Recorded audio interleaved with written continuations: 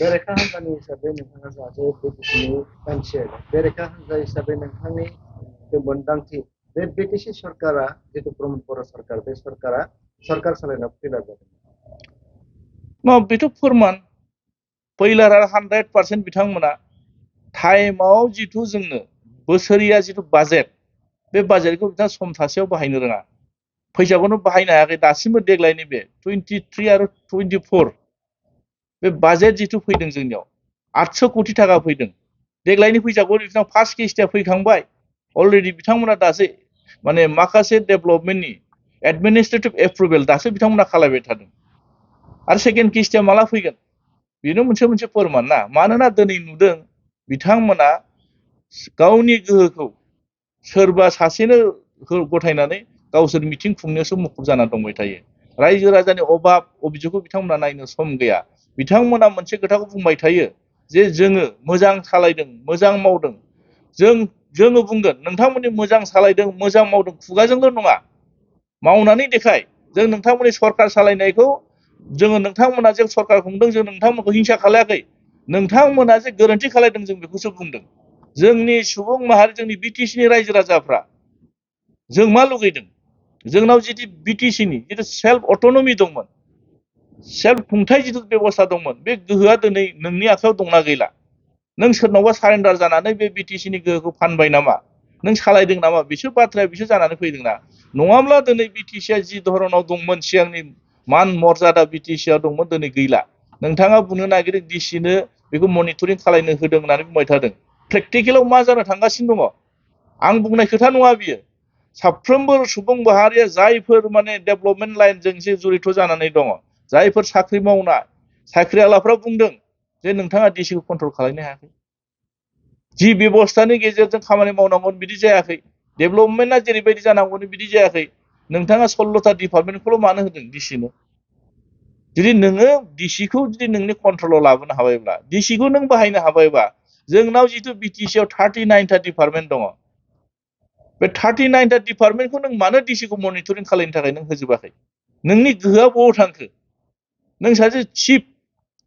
बिटिसिनि चिफ नोङो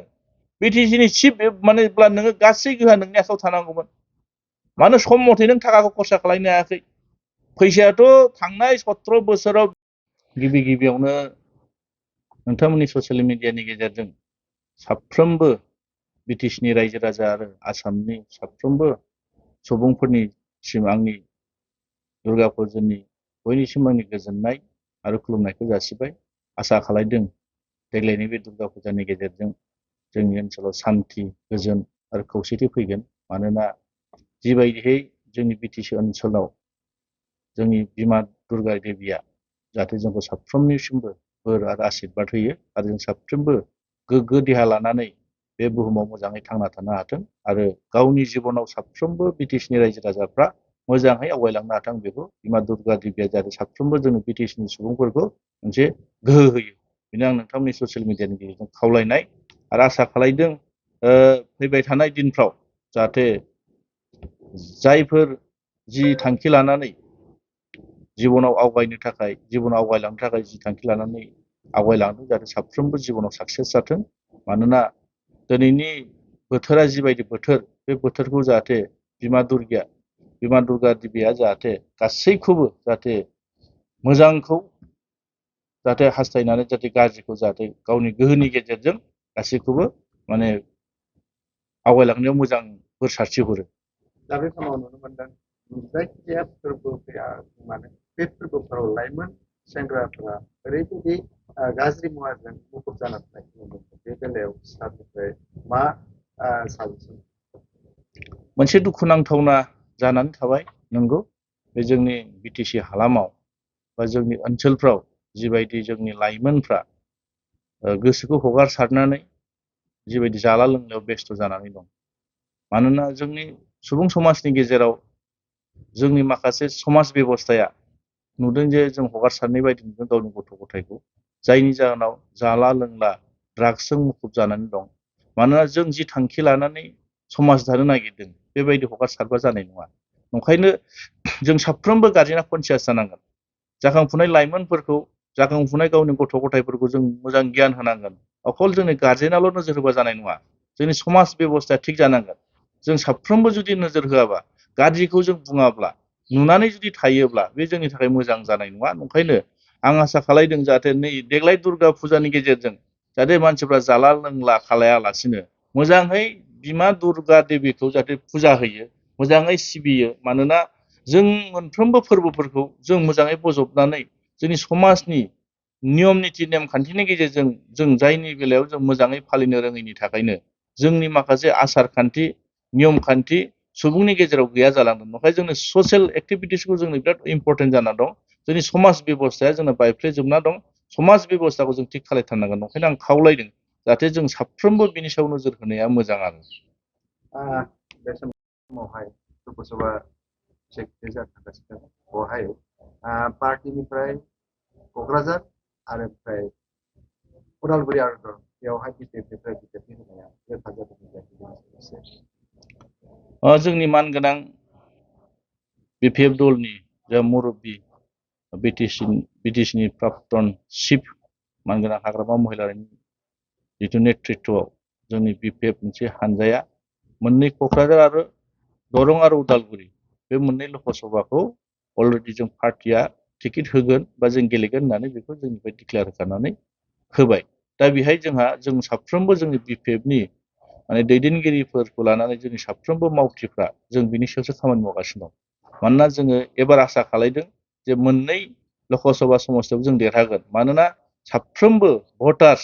साफ्रोमबो रायजो राजाफ्रा दानि बर्तमान सरकारनि सायाव आसा आरो मिजिं गैला मानोना बिथांमोना जि प्रतिश्रुति होदोंमोन जिबायदि खोथा होदोंमोन गोदान सुक्ति जानानै जिबायदि रायजो राजानि मोजां खामानि मावगोन होननानै बिथांमोना खोथा होदोंमोन दिनै 3 बोसोर बारलांबाय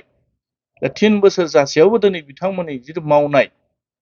बा बिथांमोना सरकारखौ जे मोजां सालायदों बे बुस्थुआ जोंनि सुबुं समाजनि गेजेराव रायजो राजानि गेजेराव बिथांमोना खामानि मावनानै बेरखांनो हायाखै जायनि बेलायाव दिनै रायजो राजाफ्रा माने साफ्रोमबो भटार्सफ्रा सोरबा बिजेपियानो जा सोरबा इउपिपिएलआनो जा बिथांमोना रुलिंआव थासेब्लाबो रुलिंआव थानानैब्लाबो दिनै गावनि सोरबा माने बिसिडिसिनि चेयारमेनानो बुं सोरबा टिएलसिसिनि माने बिबानगिरिफ्रानो बुं बिथांमोना दिनै सरकार थासेयावबो नागार अपोजिशनाव मानो फैदों बेनोथ' मोनसे फोरमान ना जुदि बिथांमोना मोजां सरकार सालायदोंब्ला सरकारनि फारसेसो माने मानसिफ्रा बारसोम होयो माबा मोनसे मोनगोन माबा मोनसे मावगोन आरो बिथांमोनजों थानानै खामानि मावनायनि मिजिं लानानै दिनै सरकारनि लाइनजों थाङो खिन्थु जों नुदों दिनै सरकार थासेयावबो मानो दिनै जायफोर माने जि राजनितियाव दंमोन राजनिति दलाव दंमोन सोरबा बिजेपिनि सोरबा सेक्रेटारियानो बुं सोरबा प्रेसिडेन्टआनो बुं डिस्ट्रिक्ट लेभेलनि मानसिफ्राबो दिनै जोंनाव फैबाय थादों बेनो मोनफा फोरमान आरो इउपिपिएलनि माखासे माने सेन्ट्रेल कमिटिनि माखासे बिबानगिरिफ्रा दिनै जोंनाव फैदों ओंखायनो जों मोनफ्रोमबो जायगायाव थांनानै रायजो राजाफोरजों रायलायोब्ला मोनसेल' खोथाखौ बिथांमोना बुंबाय थादों बिटिसिनि जिथु गोहो दंमोन बिटिसिनि जि मावनो हानाय गोहो दंमोन दिनै प्रमद बर'नि दैदेननायाव जिबायदि जानानै थांबाय थादों बिटिसिनि बेबस्थाया खोब गाज्रि अबस्थायाव दं दा नंखायनो जोङो साफ्रोमबो बिटिसिनि सुबुंफोरखौ साफ्रोमबो बिटिसिनि रायजो राजाखौ जों बेखौनो खावलायगोन जे बिटिसिखौ जोङो जेरैबायदि माने आवगायना थांनांगौमोन जों मोनसे डेभलपमेन्टनि खोथायाथ' दंबावो बेखौ दोनथ'बावदोसो डेभलपमेन्टआथ' जाखागोनानो खिन्थु जिथु गोहो जों मोननो थाखाय जिथु आन्दलन खालायदोंमोन जि बुस्थुखौ जों सोरजिनो थांदोंमोन मोननायनिख्रुइ जोंहा दिनै गोमानायासो थांफिनगासिनो दं गोहोआ दिनै माने जोंहा माइनाससो जालांबाय थादों दा बेफोरखौनो रायजो राजाफ्रा दिनै मोनफानि उनाव मोनफा जायफोर दिनै साख्रि मावदों साफ्रोमबो साख्रि आलानिफ्राय लानानै जायफोर कन्ट्रेक्टर जायफोर ठिकादारफोर जायफोर बेफारि गासिबो बुजिजोबनो हाबाय आरो जायनि बेलायाव बिथांमोननि सायाव आसा गैयिनि थाखाय दिनै बिपिएफनि प्रति मोनसे बिसास आरो फोथायनाय लानानै दिनै बिपिएफखौ साफ्रोमबो माने बोजबनानै लादों आरो बाजेट बे बाजेटनिख्रुइ नोंथाङा बारा मोनगासिनो दंना नोंथांनि आखायाव बाजेटआ बारा जाना दंना दा नंखायनो बै बाजेटखौ बेस खालायनानै नोंथाङा खरसा खालायनो हायाखै बेनो मोनसे फोरमान दिनै नोंथाङा नुदों फैसाखौ दिनै नोंथाङा खरसा खालायनो जायगा मोनाखै आइसपिएल कक' माखासे नलेज फेस्टिभेल नोंथाङा जिथु इडुकेसननि फैसाखौ दिनै कौटि थाखा आइसपिएलआव दिनै नोंथाङा 30 crore बारा दिनै गारदों दा बे फैसाखौ जोंनि बे बिटिसिनि ओनसोलफ्रा माने सोलोंथायाव नोंथांमोना खरसा खालायनांगौमोन सोलोंथाइनि नामाव नोंथाङा बाजेट लादों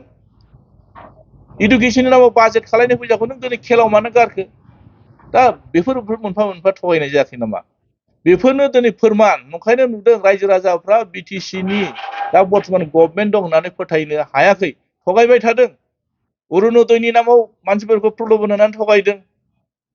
आरो बिदिनो गोबां धरनाव रेशन कार्ड बानायनायनि नामाव नोंथांमोननि ग्रासरुट लेभेलाव जायफोर चेयारमेन मेम्बार बिथांमोना नोङो जिबायदि फिसा फिसा खोथाजोंनो थगायनानै रायजो राजाखौ दोनबाय थानो नागिरदों जायफोर मोनथावना जायफोर रान्दि मानसि जायफोर दुखिया न'खर बे अरुणोदय स्किमखौ नोंथांमोना मानो होआखै नोंथांमोना लाङै लाङै मिटिं खालाय मा फोरमान खालायनो नागिरदों दुखिया मानसिफोरनि जाहाथे मोननांगौ जुदि नोंथांमोना आसनि खालायदोंब्ला बेहायथ' नोंथांमोना मोखां नायै नायै सोरबा बिपिएफ सोरबा गुबुन अन्य राजनिति दलनि होननानै नोंथांमोना मा फोरमान खालायनो नागिरदों बेनोथ' नोंथांमोननि बेस्ट माने फेलरा बेनो बेरखांगोना नंखायनो नुदों दा बर्थमान इउपिपिएल सरकार बिटिसिआव सलायनाया खोब मोनसे गाज्रि थासारियाव दङ बिथांमोना गावसोरनो गावनि सायावनो फोथायनाय गैया गावनि गभर्नमेन्टआव थानाय जायफोर रुलिंआव थानाय एमसिएलएफोर बिथांमोनानो फोथाया बिथांमोना नांगौ बायदि स्किम मोनाखै नांगौ बायदि खामानि मावनो हायाखै नंखायनो रायजो राजा साफ्रोमबो बिटिसिनि सुबुं माहारिफ्रा सांग्रां जानाया मोजां बिटिसिआ जोंहा जेरैबायदि माने डेभलपमेन्ट जानांगौमोन जेरैबायदि माने गोहो बारायनांगौमोन जोंनि गोहोआ खमायदोंसो बारायाखै बे बिटिआर सुक्तिया दाबो दिनैसिमबो बिथांमोना गावसोरसो जबरदस्ति नामखौ बिटिआर बुंबाय थादों लिगेलि दाबो कनस्टिटिउसनेलि बिथांमोना बेखौ फाइनाल महर होनो हायाखै दासिमबो बिथांमोना बिटिआर होननानै नामाकरण बे कनस्टिटिउसनेलि बिथांमोना एप्रुभ खालायनो हायाखै नंखायनो मोनफ्रोमबो बिटिसिनि जिथु बिटिसिनि लाइजामफ्रा फैयो बिटिसि जानानै फैयो बिटिएडि जानानै फैयो दा नंखायनो भारतनि संबिजिरनि सिङाव बिटिसिनि जिथु गोहो बे बिटिसिनि सिगांनि जेरै दं बिदिनो दं बिथांमोना सालायनो रोङाखै जायनि थाखाय बिटिसिनि गोहोआ दिनै बिथांमोना खमायनानै लादों आरो दा नंखायनो साफ्रोमबो बिटिसिनि रायजो राजाफ्रा सांग्रां जानाया मोजां बेबायदि पावारखौ लानानै सालायनो रोङै नेताखौ जों जुदि नेता खालायोब्ला उनाव जोङो भबिष्यत बिटिसिनि साफ्रोमबो सुबुं माहारिया जाहाथे फस्थायनो गोनां जागोन नंखायनो बेबायदि मानसिनो जाहाथे रायजो राजाफ्रा पावारखौ गथाया बिराद माने बिथांमोना जि खोथा बुङो थगायो बर्थमान दानि बिटिसि सलायनाय जायफोर चिफ डेपुटि चिफ इएमफोर बिथांमोना बिराद थगायो बिराद थगायसुला थगायनायनि बाहेरा जेबो गैया जोंनो मात्र रुलिंआव नङा अपोजिशनाव थानाय एमसिएलएफोरनो जों एलइडि जाय जोंनो एलइडिखौल' होयो एमसिएलएफोरनो इयारलि जिथु बाजेट होयो बेखौल'सो होयो बिनिफ्राय मोनसेबो बिथांमोना जोंनो होआ आरो जों होनाय खामानिखौ बिथांमोना मावा खिन्थु नामखौ जोंखौ फुनदेरबाय थायो बिथांमोना नंखायनो नुदों जे देग्लायनि जिथु बाजेट बे बाजेटआव जोंनो होआखै बिनि 2 बोसोर सिगां जिथु बाजेट हमदों बेहाय गरसेबो थाखा जोंनो होआखै मोनसेबो स्किम जोंनो हराखै बिथांमोना गावसोरनो रानलायनानै जानो थोआ बिथांमोना मन'लायगाय थायो दा अब्ला जोंनो बहा होनो बिथांमोनालाय सासे एमसिएलए जानानै नोंथाङाबो रायजो राजानि गोबां खामानि मावनो गोनां दङ रायजो राजाखौ माबायदि सन्तुष्ट खालामनो हागोन नङा जोङो जाहैदों मा दिनै अपोजिशन हिसाबै रायजो राजानि गेजेराव दानि सरकारा जे जोंनो जे स्किम होआखै बे खोथाखौ जों रायजो राजानि गेजेराव फोरमायदों रायजो राजानि जिथु अभाब अभियोग जों बुंदों जे अबेबा मोनसे गामियाव मा नांगौ जानानै फैदों अबेबा दालां नांगौ लामा बानायनांगौ गोबां धरननि माने कमिउनिटि हल थायो रायजोफ्रा अभाब अभियोग जोंनिसिम माने जोंनो अभाब अभियोगखौ जोंनो फोरमायो बे अभाब अभियोगखौ जोङो बर्थमान रुलिं सरकारनि जायफोर डिपार्टमेन्टेलि हेड बेहाय जेब्ला जोङो जोंनि स्किमखौ प्रायरिटि हिसाबै जों एक्सन प्लान गथायनो नागिरोब्ला बिथांमोना बेखौनो एक्सेप्ट खालाया दा बिथांमोना जुदि बे ओनसोलाव आंनो मावनो होनाङा आं लुगैयाखै नोंथांमोना जुदि आंनो होनो गोसो गैयाबा खिन्थु लकेल माखासे ओनसोलफ्राव डेभलपमेन्ट खालायनायनि दायित्वआथ' नोंथांमोनाव दंना डिपार्टमेन्टेलि हेड जायफोर पिडब्लिउडि माने डिपार्टमेन्टनि खामानियाव बिथांमोना सोनानै हो एक्सन प्लानाव सोनानै प्रायरिटि लिस्ट लाबोनानै खामानि माव नोङो दिनै इरिगेसन बेहाय नोंथांमोना माव दा नुदों बिथांमोना जि धरनाव गभर्नमेन्ट सालायदों माने गावसिनि जिबायदि साननाय गावस्रा जेब्ला बेनिफिट जायो अब्लासो बिथांमोना स्किमखौ हमो जेब्ला बे जायगायाव बे ओनसोलाव अबेबा मोनसे स्किमा जुदि डेभलपमेन्ट जानांगौब्लाबो बे जुदि गावस्रा बेनिफिट जायाबा बिथांमोना बे स्किमखौ हमा नंखायनो नुदों बिथांमोनहा जे थगायथारदों बे फोरमान जानानै दं आरो नंखायनो आं साफ्रोमबो माने BTC नि रायजो राजाखौ खावलायगोन जे बिथांमोना जे हरनाय बाजेटखौ सम बायदि बिथांमोना खरसा खालायनायाखै फैसा रिटार्नसो जालांबाय थादों मानोना BTR नि फैसा बिथांमोना बुंबाय थायो 1500 कोटी टाका हरबायथ' फैसाखौ आसाम सरकार भारत सरकारा अलरेडि स्टेटआव बाजेट हमनानै BTC आव हरबाय बिथांमोना DPR खालामनो हायाखैनो एस्टिमेट बानायनो हायाखैनो दा बिथांमोना बे फैयाखै फैसाया NDB मार्टियार्सफोरनि नामाव फैसा फैबाय किन्तु बिथांमोना मा खालायदों दासिमबो NDB फेमिलियानो जा बे बर' हारिनि थाखाय नांनाय जायफोर मुंख्लं बे मुंख्लं नखरफोरनो दासिमबो बालाफोर होनो हायाखै फैसा फैनानै थांबाय 25 कोटी फैनानै रिटार्न थांबाय आरो 25 कोटी फैबावदोंमोन बिथांमोना 10 कोटी होनानै 15 कोटी टाका रिटार्न थांबाय दा नंखायनो नुदों बिथांमोना दिनैसिमबो भेरिफिकेसन पिरियडआव दंबाय थायो पस्टमर्टम रिपर्ट नांगौनो पुलिस रिपर्ट नांगौनो आन्दोलन समाव जायफोर मुंख्लं जाबाय बै मुंख्लंफोरनि माला पस्टमर्टम माने खालायनो हानांगौ जाखो नखरनि मानसिफ्रा पुलिस भेरिफिकेसनखौ मोरै खालायनो हानांगौ जाखो दा सरकारा नोंथांमोनानो सालायदों गभर्नमेन्टआ नोंथांमोनानो सालायदों पुलिसआ नोंथांमोननि आन्दारावनो दङ अब्ला नोंथांमोना बेखौ नोंथांमोनासो थिनदोंना थारमाने होनो गोसो गैया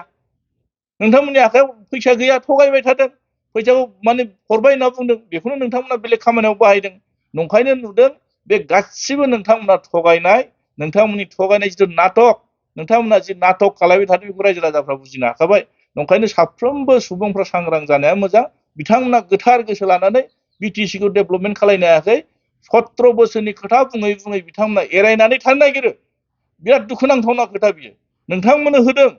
नोंथांमोननो मेन्डेटखौ होदों नोंथांमोना दिनै BTC खौ जों मोजां सालायनायखौ लुगैयो नोंथांमोना BTC खौ मानो मोजां सालायाखै सोरखौबा बुंनानै दा एरायना थाबाथ' जानाय नङाना नंखायनो दिनै नुदों BTC नि साफ्रोमबो सुबुं माहारिया भटार्सफ्रा जिबायदि BPF नि मिटिं जायोबा लोब लोब फैनानै जयनिं जादों आरो बिथांमोना बुङो बे गासिबो नाटक गावनि मानसिफ्रानो गावनावनो आरो जयन जाफिनदों होनबाय थायो नोंथांमोना बिदि साननानै थाबाय था जोंहा बेयाव बुंनांगौ दरकार गैया BPF आव जथेस्थ' दिनै रायजो राजाफ्रा मोनसे बिसास आरो फोथायनाय लादों फैबाय थानाय दिनाव BPF आ पावाराव फैगोन आरो जोङो जि सानदों रायजो राजाफ्रा जि लुगैदों बेखौ जों मावनानै होगोन आरो लास्ट खामानि खोथा